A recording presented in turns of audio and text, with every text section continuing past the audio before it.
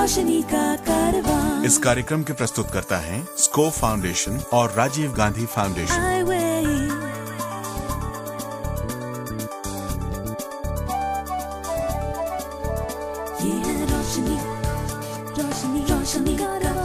रोशनी जो करती है अंधेरे को दूर, रोशनी जो लाती है दिल में नूर, रोशनी जो दिखाती है रास्ता। ये है रोशनी का कारवां। नमस्कार, आदाब। मैं हूँ अरशद इकबाल और मैं हूँ सलीमा रजा और आप सुन रहे हैं वो ही अपना जाना पहचाना पुराना प्रोग्राम आई वे ये है रोशनी का कारवां। एक बात बताइए आपने इस प्रोग्राम को पुराना क्यों कहा? मैं बताती हूँ, अगर आप जरा सा मुझे मोहलत दें। दोस्तों, मैंने इस प्रोग्राम को पुराना इसलिए कहा कि हमारा ये प्रोग्राम आप पहले भी AIR के दूसरे बैंड्स पर सुनते चले आ रहे हैं, है ना? इस प्रोग्राम की कामयाबी ने एक बार फिर हमें हाजिर होने पर मजबूर कर दिया है आपके सामने। दोस्तों, अब आप अपना ये हर दिल अजीज प्रोग्राम भारत के मुख्तलिफ शहरों में विविध भारती के 29 चैनलों पर सुन सकते हैं। वाह, है ना बढ़िया बात? हाँ भाई, आप सब तो ये जानते ही होंगे कि हमारा ये प्रोग्राम जो है उसका मकसद एक ही है कि जिंदगी को सही और पॉजिटिव रोशनी में देखा जाए, है ना? इस प्रोग्राम के जरिए हम ये संदेश देना चाहते हैं भाई कि दृष्टिहीनता या कोई भी डिसेबिलिटी हो वो तरक्की और कोशिशों में रुकावट नहीं बन सकती। अगर मन में लगन हो और दिल में जोश हो तो हम कौन सा मकाम हासिल नहीं कर सकते।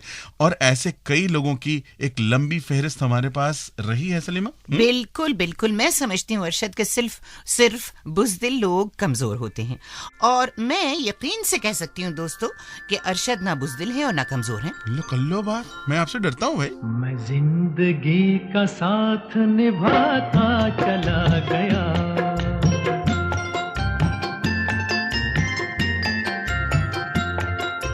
फिक्र को धुएं में उड़ाता चला गया, हर फिक्र को धुएं में उड़ा।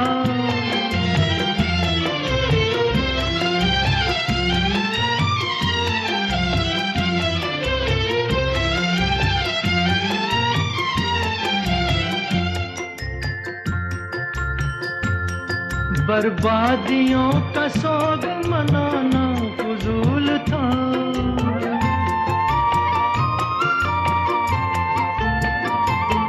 बर्बादियों का सोग मनाना फजूल था, मनाना फजूल था, मनाना फजूल था। बर्बादियों का जश्न मनाता चला गया, बर्बादियों का जश्न मनाता चला गया, हर फिक्र को धुएं में उड़ा। अरशद, एक बात बताओ, गाना बढ़िया था, है ना? बहुत जबरदस्त। लेकिन एक बात मुझे कुछ खल रही है, वो ये कि ये एंटी स्मोकिंग होना चाहिए। मतलब ये smoking is injurious to health, ये फिक्र को धुएं में उड़ाता। क्या दिमाग और क्या परवाज है आपकी। अरे भाई, ये धुएं में जो उड़ाया जा रहा है वो धुआं थोड़ी उड़ाया जा रहा है। सिगरेट का धुआं नहीं है? बिल्कुल भी नहीं। अच्छा। ये धुआं तो है कि गम और फिक्र जो है उसको खुशी के धुएं में उड़ा दीजिए। अच्छा, शुक्रिया। और आपको पता है कि आज हमारे मेहमान कौन है? अरशद, ऐसा करो, जरा डिटेल में इस पर्सनैलिटी के बारे में मुझे बताओ। भाई, वो शख्सियत हैं श्री रोशन राजन। उनकी मेहनत, जिंदगी की जद्दोजहद और मौसीकी यानी संगीत के सफर पे बात करेंगे हमारे साथी जॉर्ज अब्राहम। भीगे होठ तेरे, प्यासा दिल मेरा, लगे अब्रसा मुझे तन तेरा, कभी मेरे साथ कोई रात गुजार, तुझे सुबह तक मैं करूं प्यार। वो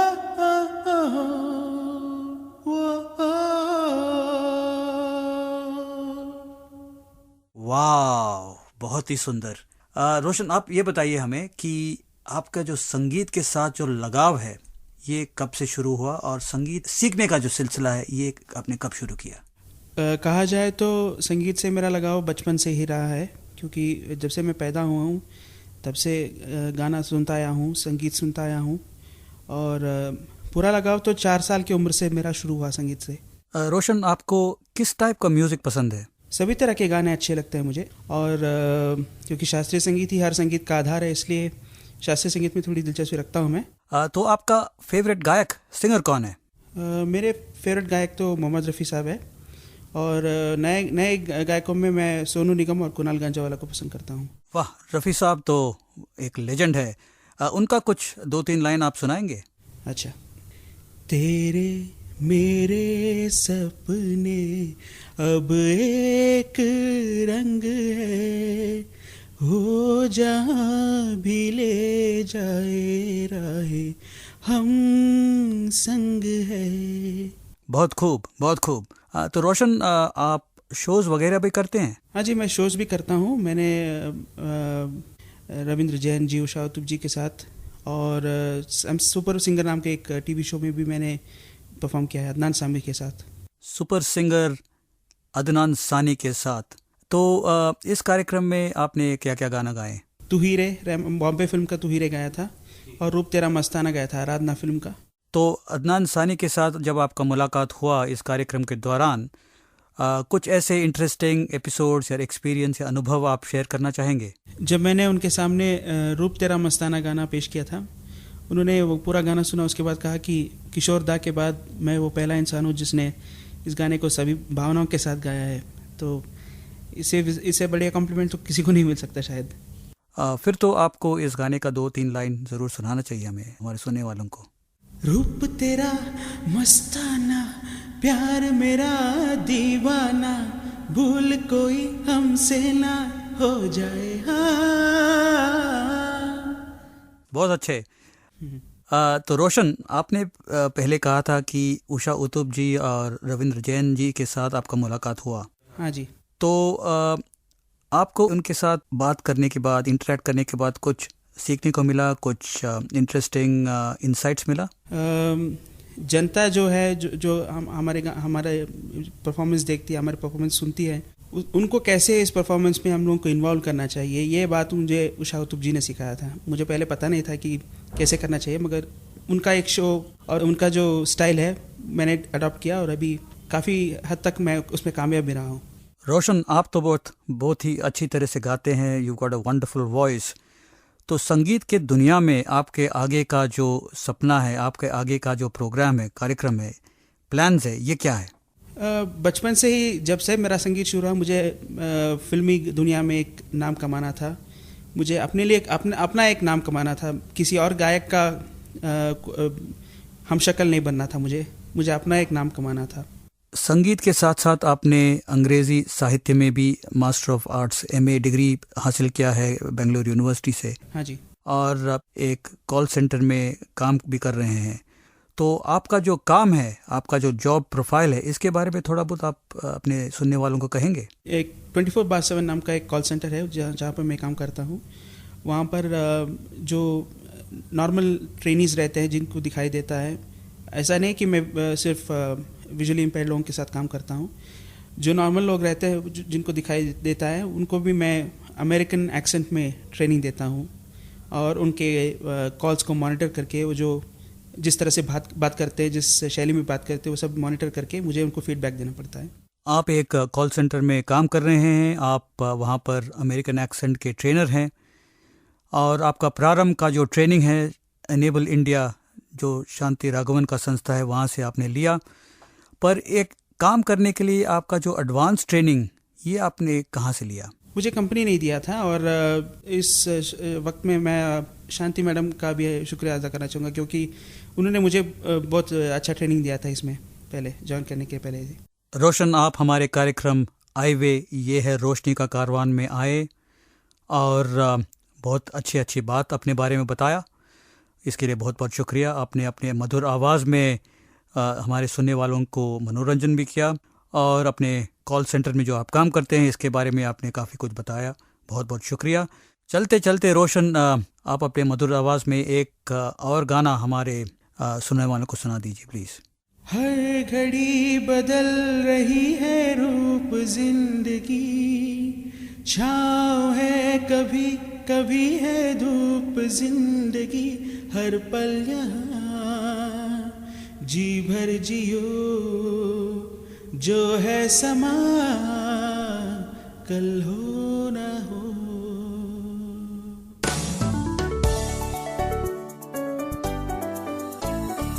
मैं नरेश यादव, मैं लखनऊ उत्तर प्रदेश का रहने वाला हूं और मैं पिछले 5 वर्षों से HIV के साथ में जी रहा हूं। HIV पॉजिटिव होने के बाद भी स्वस्थ एवं सहज जीवन जिया जा सकता है, सही दवाइयों के आधार पे, सही जानकारी के आधार पे। HIV या एड्स के बारे में अधिक जानकारी के लिए किसी भी वर्किंग डे में आप हमें संपर्क कर सकते हैं 01126187953 या 01126187954। अर्शद, तुमने मार्ला रनियन का नाम तो सुना ही है ना? लोकल्लो बात खिलाड़ियों क्यों ना सुनूंगा? अरे हाँ, भूल गई, खिलाड़ियों के खिलाड़ी। अच्छा सुनो सुनो सुनो, मैं तुम्हें और अपने सुनने वालों को ये बता दूं कि मार्ला अमेरिका की एक दृष्टिहीन धावक यानी कि ब्लाइंड एथलीट है और इन्होंने सिडनी ओलंपिक्स 2000 में अमेरिका की तरफ से 1500 मीटर की दौड़ में हिस्सा लिया था। क्या बात है। मार्ला की जीतोड़ मेहनत, लगन और उनकी कामयाबी पर बात करने के लिए मौजूद हैं मशहूर बॉलीवुड हस्ती नंदिता दास। क्या आपने मार्ला रनियन का नाम सुना है? ओलंपिक खेलों में हिस्सा लेने वाली वो पहली दृष्टिहीन खिलाड़ी थी। जब वे 9 साल की थीं, तब स्टारगार्ड नाम के एक रोग के कारण उनकी दृष्टि खराब होने लगी थी। इस समस्या के बावजूद मार्ला ने घुड़सवारी करना और वायलिन बजाना सीखा, लेकिन खेलों की ओर उनका विशेष झुकाव था। वे पढ़ाई के साथ साथ खेलकूद की तालीम भी लेने लगी और फिर सन 2000 में मार्ला अमेरिका की ओलंपिक टीम में चुनी गई। सिडनी में जब ग्रीष्म ओलंपिक का आयोजन हुआ, तब मार्ला ने 1500 मीटर की दौड़ में भाग लिया और पूरे विश्व की सबसे तेज महिला धावकों में उनको 8वां स्थान मिला। हेप्टाथलॉन जैसे मुश्किल खेलों में भी मार्ला हिस्सा लेती थी। मार्ला जानती थी कि ओलंपिक खेलों में अमेरिका की ओर से हिस्सा लेना बड़ी बात तो है, लेकिन इससे भी बड़ी बात थी अन्य दृष्टिहीन लोगों के लिए प्रेरणा मूर्त बन पाना। खेलकूद में आगे बढ़ रही मार्ला पढ़ाई में भी कम नहीं थी। उन्होंने सैन डिएगो स्टेट यूनिवर्सिटी से MA किया। उनका विषय था बहरे और दृष्टिहीन बच्चों की शिक्षा। मार्ला का जीवन केवल दृष्टिहीनों के लिए ही नहीं, पर सभी के लिए प्रेरणा रूप है। कुछ पाने की हो आस आस, कोई अरमा हो जो खास खास आशाएं, हर कोशिश में हो बार बार, करे दरियाओं को आर पार आशाएं, तूफानों को चीर के मंजिलों को छीन ले आशाएं,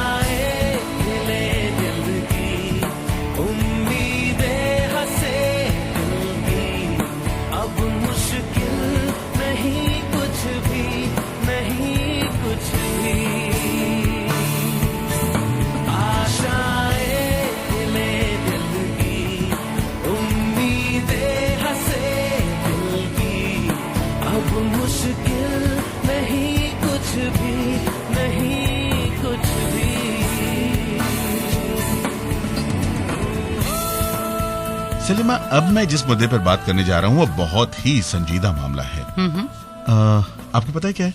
नहीं तो बताओ ना। आई डोनेशन। बिल्कुल ठीक तुमने कहा अरशद, क्योंकि ये संजीदा मामला है, सिर्फ उन लोगों के लिए नहीं जो दृष्टिहीन है, बल्कि हम सब के लिए ये बहुत ही संजीदा मामला है। जी हाँ, इसीलिए तो हम इस पे तफसील से गुफ्तगू करने के लिए यहाँ पे हमारे साथ मौजूद हैं आई बैंक एसोसिएशन ऑफ इंडिया की एक्स प्रेसिडेंट तनुजा जोशी।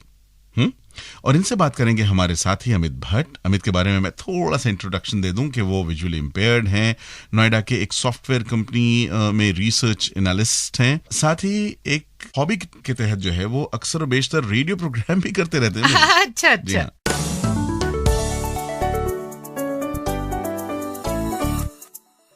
अरशद भाई, इस परिचय और तारीफ के लिए आपका बहुत बहुत शुक्रिया। तनुजा जी, प्रोग्राम में आपका स्वागत है। सबसे पहले मैं आपसे ये जानना चाहूंगा कि नेत्रदान यानी कि आई डोनेशन से एक आम व्यक्ति को क्या समझना चाहिए? जब किसी भी व्यक्ति की मृत्यु हो जाती है तो मरने के बाद उसकी आंख दान की जाती है, जिसका कि जो पुतली का हिस्सा होता है वो फिर किसी दूसरे आदमी को, जिसको तो बेसिकली नेत्रहीन होते हैं, उनको फिर दृष्टि देने के काम आता है। अच्छा, नेत्रदान से वो किस तरह की दृष्टिहीनता हो सकती है जिससे फायदा होता है? नेत्रदान सिर्फ एक ही ब्लाइंडनेस के क्योर के लिए काम आता है, और वो है कि जब किसी व्यक्ति को उसकी पुतली अपारदर्शी जो ओपेक हो जाती है, पुतली जैसे कि हम अपनी अगर घड़ी देखें तो घड़ी का जो बाहर का साफ शीशा होता है, इसी तरह से जो काला हिस्सा हमें आंख में दिखता है, वो सबसे बाहर ही उसकी जो परत होती है वो अपारदर्शी ट्रांसपेरेंट होती है, जो पारदर्शी होती है, ट्रांसपेरेंट होती है, उसे पुतली कहा जाता है। तो जब रोशनी की किरणें उससे निकल के आंख के अंदर जाती हैं तो फिर पर्दे पे इमेज बनती है जो भी हम चीज़ देख रहे होते हैं। अगर ये अपारदर्शी या ओपेक हो जाती है तो रोशनी अंदर नहीं जा पाती। तो सिर्फ इसी तरह की बीमारी का इलाज नेत्रदान से हो सकता है, और ये ज़्यादातर बच्चों में ज़्यादा पाई जाती हैं। बड़ों में भी होती है लेकिन नंबर्स में बच्चों में और यंग लोगों में ज़्यादा पाई जाती है ये बीमारी। जो लोग नेत्रदान करने में इच्छुक हों उनके लिए आप क्या सुझाव देना चाहेंगी? अक्सर लोग कहते हैं कि हम अपनी आंख डोनेट करना चाहते हैं। आंखें डोनेट जीते जी कोई नहीं कर सकता। नेत्रदान सिर्फ मरने के बाद किया जाता है। तो जीते जी हम सब शपथ ले सकते हैं या प्लेज कर सकते हैं, और आई बैंक्स में बहुत सारी शपथ आती हैं, और शपथ जो आती है वो उस आयु के लोगों की आती है जिनके जीवन में अभी बहुत साल बचे हैं। तो हम लोग ये कहते हैं कि अगर आप में जागरूकता है नेत्रदान के बारे में और आप कुछ करना चाहते हैं तो शपथ पत्र तो भरिए, लेकिन सिर्फ अपने लिए नहीं। आप ये शपथ पत्र भरिए कि मैं अपने जीते जी अपने आसपास किसी भी मृत्यु को व्यर्थ नहीं जाने दूंगा। मैं जब भी मैं मृत्यु के बारे में सुनूंगा या सुनूंगी तो मैं उस परिवार के पास हिम्मत करके जाके उनसे नेत्रदान करने की काउंसलिंग करूंगी। और उसके लिए आपको या तो वॉलंटियर बन सकते हैं आप आई बैंक के साथ, या प्लेज फॉर्म्स भी आप भर सकते हैं, ताकि लेकिन उसमें प्लेज फॉर्म्स जब आप भरते हैं तो अपने परिवार को उसके बारे में बताना बहुत ज़रूरी है। इसीलिए हम कहते हैं जब आप प्लेज फॉर्म भरें, शपथ पर भरते हैं, तो ये इंडिविजुअल नहीं होना चाहिए, ये पारिवारिक होना चाहिए, ताकि पूरे परिवार ये शपथ ले कि उनमें से कोई भी अगर जाएगा तो वो उसकी प्रतिज्ञा को पूरा करेंगे। एक इंसान आई डोनेशन का वादा अपनी मृत्यु से पूर्व करता है, तो डोनर के परिवार के सदस्यों को वे कौन से कदम उठाने चाहिए कि उनके गुजरे हुए अजीज की आरजू पूरी हो सके? परिवार वालों को अपने सबसे पास के नेत्र बैंक को कांटेक्ट करना पड़ेगा। ज़्यादातर जो मेट्रोपॉलिटन बड़ी शहर है, मेट्रोपॉलिटन सिटीज़ हैं, उसमें एक नंबर है 1919। ये टोल फ्री नंबर होता है। इसमें अगर वो फ़ोन कर दें तो उनके घर के सबसे पास के जो नेत्र बैंक है वहाँ ये कॉल जाएगी, और फिर उनको आई बैंक में बोलना पड़ेगा कि हमारे घर में ऐसे ऐसे किसी की मृत्यु हो गई है। फिर वो आई बैंक वाले उनसे डिटेल्स मांगेंगे, एज पूछेंगे डोनर की, किसके बीमारी के कारण से डेथ हुई है। ये पूछना बहुत ज़रूरी है क्योंकि हर तरह के लोगों से हम नेत्रदान नहीं ले सकते।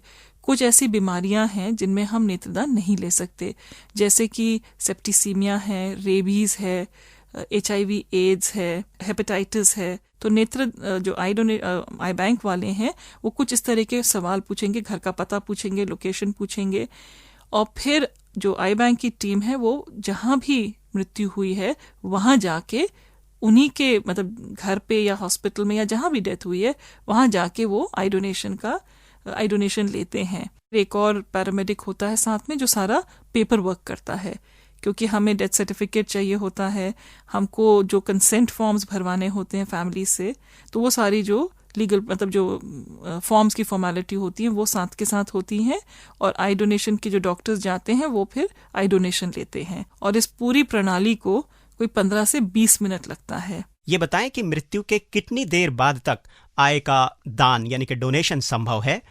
हमारे देश में मृत्यु का प्रमाण पत्र बनने में ही इतना समय लग जाता है कि ये भी अपने आप में एक बाधा उत्पन्न हो जाती है। डेथ सर्टिफिकेट मेरा मतलब म्युनिसिपल कॉर्पोरेशन का नहीं है। नॉर्मली आपके घर में अगर मृत्यु होती है या हॉस्पिटल में भी होती है तो कोई ना कोई फिजिशियन को आप बुलाते हैं, क्योंकि हम आपस में तो नहीं डिक्लेयर कर सकते कि भाई ये कोई है। तो वो जो डॉक्टर आते हैं वो हमेशा एक सर्टिफिकेट, एक लेटर हेड पे या जो भी है वो देते हैं, उसको हम डेथ सर्टिफिकेट मान रहे हैं, म्युनिसिपल कॉर्पोरेशन वाला नहीं कह रहे। दूसरी बात, मरने के 6 से 8 घंटे के अंदर नेत्रदान हो जाने चाहिए। उसमें सिर्फ 2-3 चीज़ों की हम लोग हिदायत देते हैं कि एक कि अगर पंखा चल रहा है तो कमरे का पंखा बंद कर दें, अगर व्यक्ति के घर में एयर कंडीशनर है तो वो ऑन कर दें, थोड़ी सी आँख की पलक है पलक बंद करके और थोड़ी सी गीली रुई उसके ऊपर रख दें और हल्का सा सर को थोड़ा सा रेस कर दें, क्योंकि आजकल जैसे हमने कहा कि कुछ बीमारियां हैं जिसमें कि हम नेत्रदान नहीं ले सकते। उसके लिए जब आई बैंक की टीम घर आती है नेत्रदान लेने के लिए तो वो 10 cc ब्लड सैंपल भी लेके जाती है ताकि फिर वो उसका ब्लड प्रोसेसिंग भी कर सकें। तनुजा जी, आखिर में मैं आपसे जानना चाहूँगा कि हमारे देश में कॉर्नियल ब्लाइंडनेस कितनी फैली हुई है और हमारे देश के आई बैंक्स कॉर्निया के डोनेशन का वितरण आखिर किस प्रकार से करते हैं? जो आंकड़े हैं वो ये कहते हैं कि हमारे यहाँ पर 11 लाख से ज़्यादा लोग कॉर्नियल ब्लाइंडनेस की वजह से पीड़ित हैं। ये तो बैकलॉग है हमारा, और हर साल कोई 25 से 30 हज़ार नए पेशेंट्स इस पे जुड़ जाते हैं।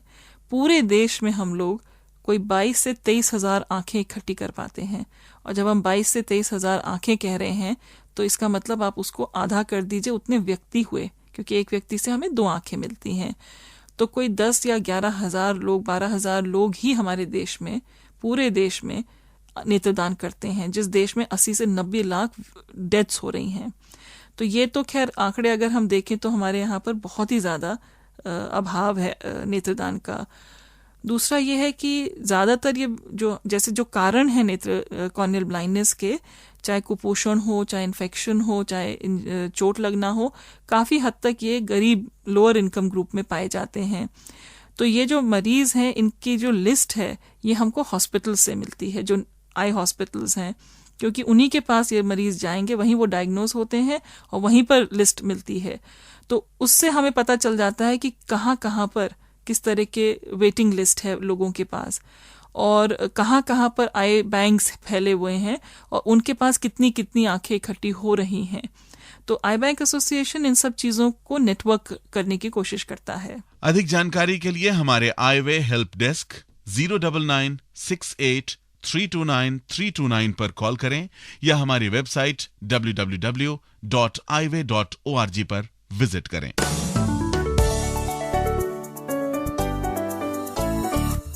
मैं नरेश यादव, मैं लखनऊ उत्तर प्रदेश का रहने वाला हूं और मैं पिछले 5 वर्षों से HIV के साथ में जी रहा हूं। मुझको अपने HIV स्टेटस के बारे में सही समय पे पता होता तो शायद मेरी पत्नी आज HIV पॉजिटिव ना होती। HIV या एड्स के बारे में अधिक जानकारी के लिए किसी भी वर्किंग डे में आप हमें संपर्क कर सकते हैं। हमारे फ़ोन नंबर्स हैं 01126187953 या 01126187954। दोस्तों, अब वक्त आ गया है इस हफ्ते का सवाल, और हमारा सवाल है अरशद, तुम ये हर वक्त हवा के घोड़े पे क्यों सवार रहते हो? मैं समझा नहीं। नहीं भाई, हमारे सुनने वालों को ये जो हमने बताया है आई डोनेशन के बारे में, इतना गंभीर मामला है, तो उसके बारे में जरा सोचने तो दो, इन मुद्दों पर गौर तो करने दो। और मेरा मतलब ये है कि तब तक क्यों ना कोई मतलब अच्छा सा एक कोई नगमा, कोई गीत सुने। चांद से बारिश जो करता हमारी, देता वो तुमको बता, शर्मो हया के पर्दे गिरा के करनी है हमको खता, जिद है अब तो है खुद को मिटाना, होना है तुझ में फना, चांद से बारिश जो करता हमारी, देता वो तुमको बता, शर्मो हया के पर्दे गिरा के करनी है हमको खता।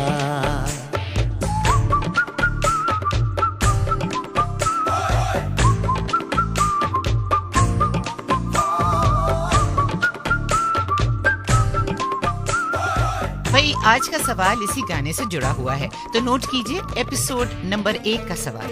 हमारा सवाल है कि उस किरदार का नाम क्या है जिन्होंने फिल्म फना में दृष्टिहीन की भूमिका निभाई है। असली नाम नहीं दोस्तों, उस किरदार का, यानी कि काजोल की बात तो नहीं कर रही? मुझे पता था ना, तुम्हारी शक्ल देख के मुझे पता चल गया था कि तुम कहने वाले हो, इसलिए पहले ही बोल दिया। हाँ, तो दोस्तों, आपको काजोल ने जो कैरेक्टर प्ले करा था उसका नाम बताना है, न कि काजोल का। और याद रखिए कि जवाब भेजते समय अपना नाम, पूरा पता और एपिसोड नंबर जरूर लिखें। इस सवाल का जवाब 7 दिनों के अंदर हमें इस पते पर लिख भेजिए। प्रोग्राम आई वे ये है रोशनी का कारवां, care off score foundation, post bag number 3903, new Delhi 49। आप हमें SMS भी कर सकते हैं। नंबर नोट कर लीजिए 09968329329 और आप अपना जवाब ब्रेल में भी भेज सकते हैं। या हमारी ईमेल आईडी भी नोट कर लें, radio@iway.org पर लिखें। अपने इस प्रोग्राम के नए रंग और ढंग को लेकर एक बार फिर आपसे मिलने का बहुत मजा आया मुझे, सलीमा रजा को, और मुझे अरशद इकबाल को दीजिए इजाजत। अगले हफ्ते इसी प्रोग्राम में इसी वक्त इसी चैनल पे फिर मुलाकात होगी। खुदा हाफिज। आई वे ये है रोशनी का कारवां। आई वे। इस कार्यक्रम के प्रस्तुतकर्ता थे स्कोर फाउंडेशन और राजीव गांधी फाउंडेशन। ये है रोशनी, रोशनी, रोशनी का कारवां, रोशनी।